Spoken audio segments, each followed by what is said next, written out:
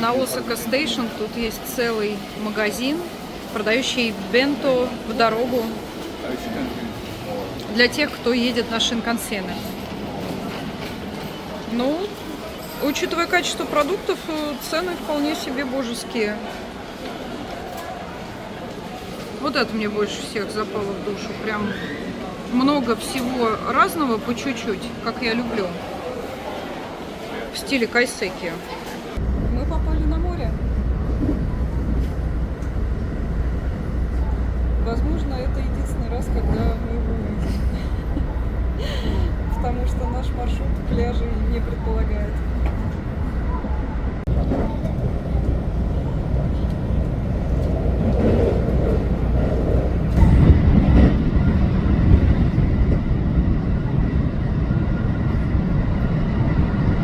Высадились на станции Ходен. Хорошо, что мы немножко знаем иероглифы. Мы поняли, что мегалит находится в 1 из 7 километрах отсюда. Мы сегодня шикуем. Первый раз едем на такси в Японии. Как тебе, Паш? Так аккуратненько.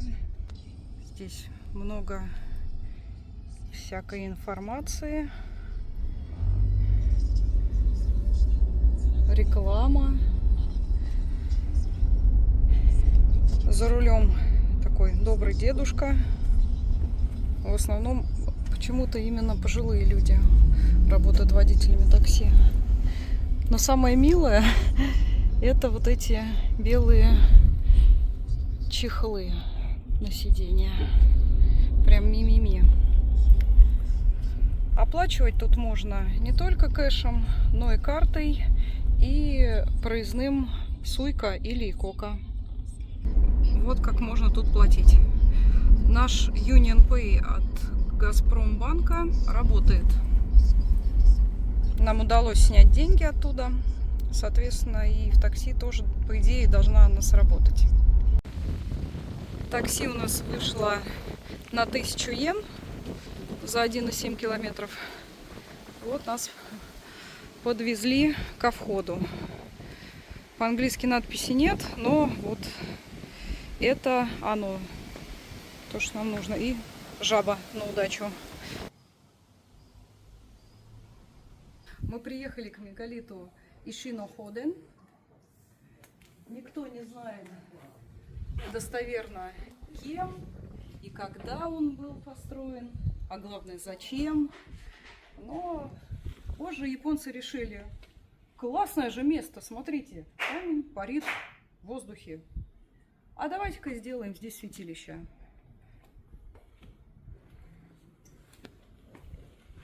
Так что мы находимся в священном месте. Здесь даже рыбка есть маленькая.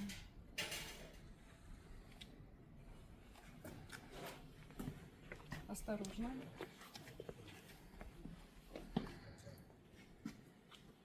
Вот здесь выступ впечатляет.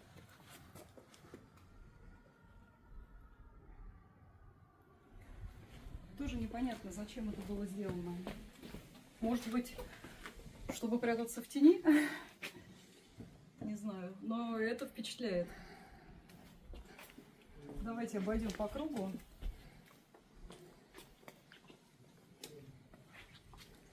И здесь нет надписей на английском.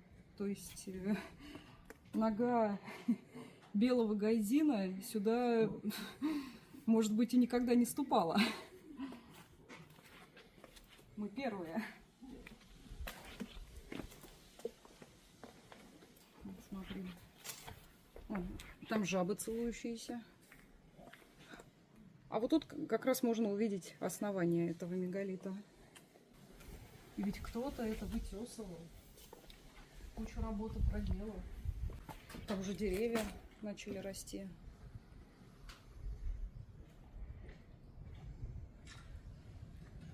Как думаешь, зачем его построили? Никто не знает. Ну, во-первых, это красиво. А во-вторых? А во-вторых, ну, как известно, все правители хотели, чтобы у них было что-то необычное, больше, чем у соседей. Вот. Тут уже сложно превзойти. Но у этого правителя стопудово было больше, чем у соседей. Люди, не знающие японского, даже и не узнают, что вход здесь на самом деле платный. 100 йен. Все написано 50 рубль. йен. А это для ребенка. Вот это для ребенка 50 йен, а это для взрослого 100 йен. То есть даже арабских цифр нет. Совсем аутентичное место, рассчитанное только на японцев.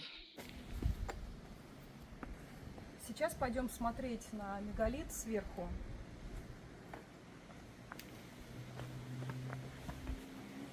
Тут прямо в скале выдолблены ступеньки. Дождь, конечно, здесь страшненько.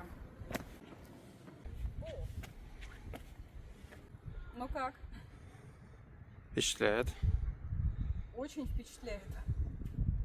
Кажется, как будто использовали какие-то мудренные машины для того, чтобы обтесать этот мегалит. Но вообще это не выглядит как ручная работа. Геометрия очень точно соблюдена. Выглядит как будто инструментом каким-то. Да. Вот была скала, и кто-то очень древний просто взял и выдолбил мегалит. И сделал так, что этот мегалит стоит на тонкой ножке, и создается ощущение, будто этот камень парит в воздухе.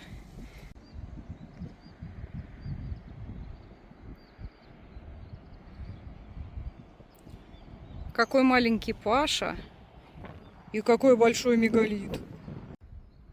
Поднялись мы вон в той стороне, а спускаемся с другой. Здесь, конечно, ступеньки менее удобные, они поуже. Но поскольку нет дождя, в принципе, спуститься можно, даже в скользкой обуви. Паша аккуратненько спускается. Где бы мы в Японии ни находились, всегда есть автомат вендинговый, где можно купить водички.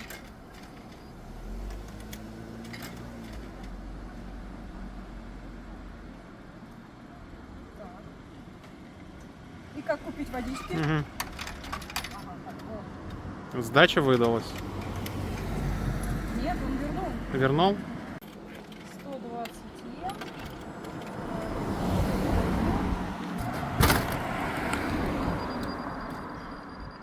И где?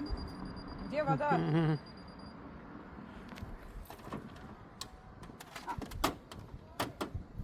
О.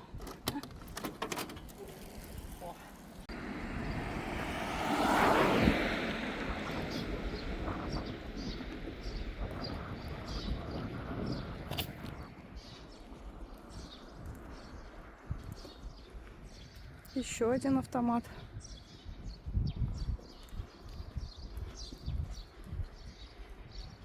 Настоящая японская деревня. Людей особо нет. Редкие машины проезжают.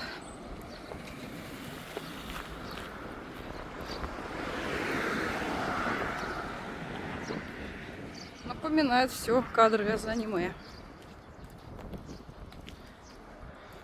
Только вот этого вот Гайдзина я в аниме не видела.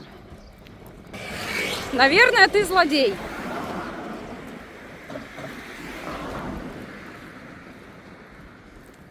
Если бы ты был злодеем в аниме, что бы ты делал? Ну, наверное, ел бы вкусно. Страшное чудовище, съевшее в реке всю рыбу. Это про тебя? Ой, как мне нравятся японские садики у некоторых домов. Это очень красиво.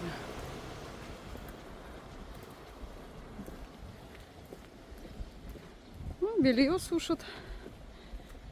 Сегодня прям очень сухо. Я думаю, это белье за час уже станет сухим, можно надевать. Машинки такие все квадратные, типично японские. Вот у кого-то простой садик. И огород. Ты посмотри, это они что, картоху выращивают?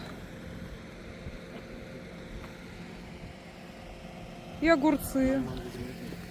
Продолжаем изучать японскую деревню.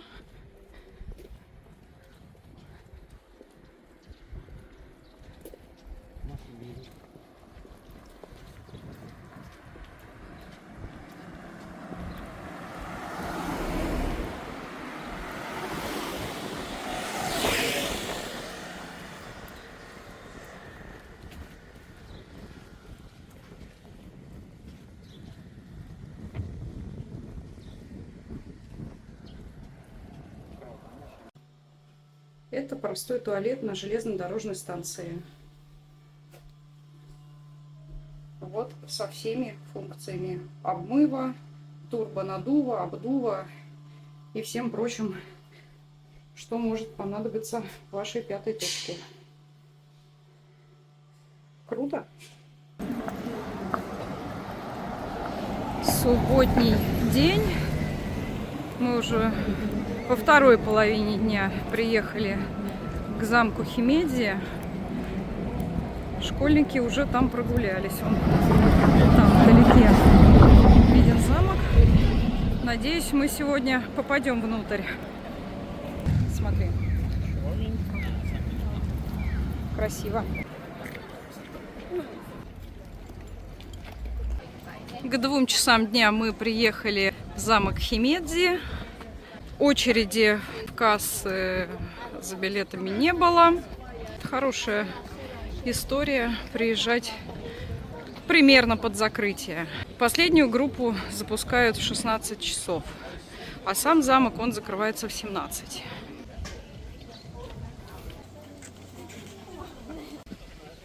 Тут хороший фотоспот. Гуляем по стенам, параллельно изучая историю. Announcement from the Himeji Castle Disaster Prevention Center. For your attention. 국내游客의 손님 여러분들께 또한 물과 사등으로 충분한 수분 섭취. Это нескончаемая стена. Надо еще куда-то лезть. Смотри, отсюда вид красиво открывается на замок.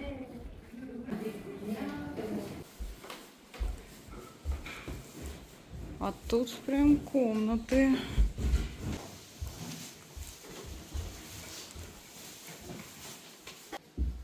Интересно показан способ кладки.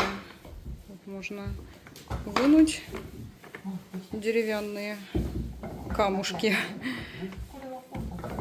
и посмотреть, как это было построено. Устойчивая конструкция для сейсмоопасных регионов. Технология, как делались деревянные колонны.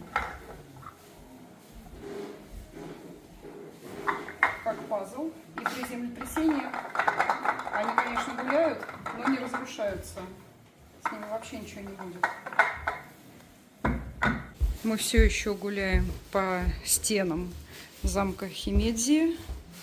Конечно, впечатляет, сколько здесь жилых помещений. Кому не хватило места в и без того огромном замке, вот можно разместиться и на длиннющей стене. Вошли в замок. Нас попросили снять обувь. О, это раковина, говоришь? Большая раковина. То есть здесь толпой умывались. Нам очень повезло. Людей здесь практически нет. Так все организовано, явно рассчитано на огромное количество людей. Потоки распределены. Мы уже на каком уровне? На втором. Уже на втором. И подустали. А представьте, каково было людям того времени. Ты крутой даймё, ну или дочь даймё, принцесса. А по лестнице подниматься все равно надо. Лестницы весьма крутые. Не знаю, как они в кимоно проворачивали. Это реально очень сложно. А уровней здесь целых 6, не считая нулевого. Так и жили. На верхнем уровне небольшое святилище.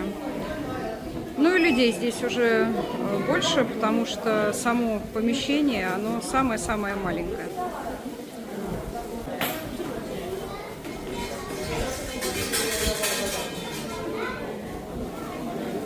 Конечно, с 6-го уровня видно все очень хорошо.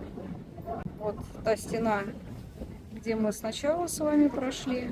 Могу сказать, что в стене жить удобнее, чем в замке. Там нет такого количества лестниц. Подниматься было гораздо легче, чем спускаться.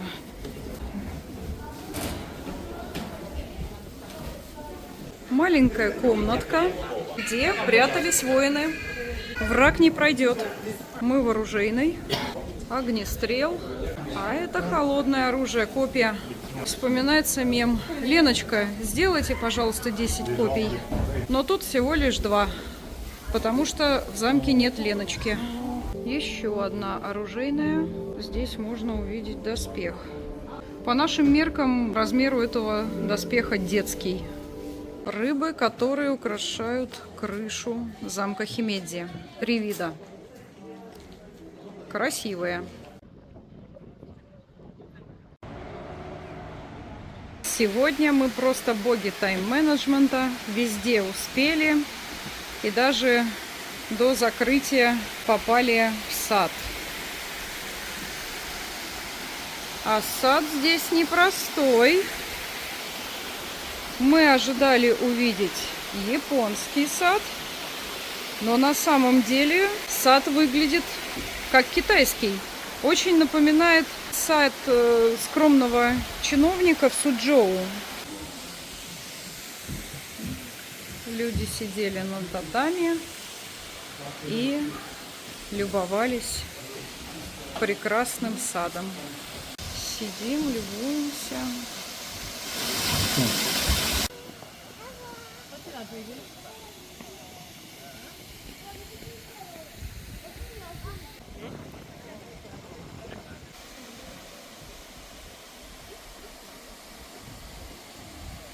Рыбы.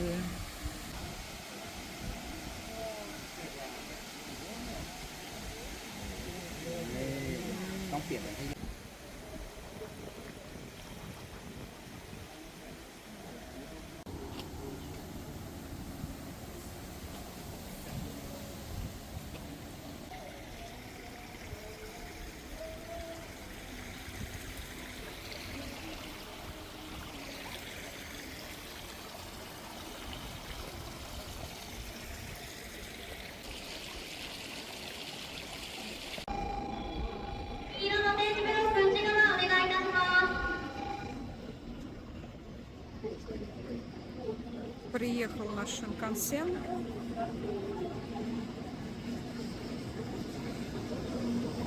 Сейчас помчимся. Мы снова шикуем. На обратном пути из Химедзи в Осаку решили взять Шинкансен.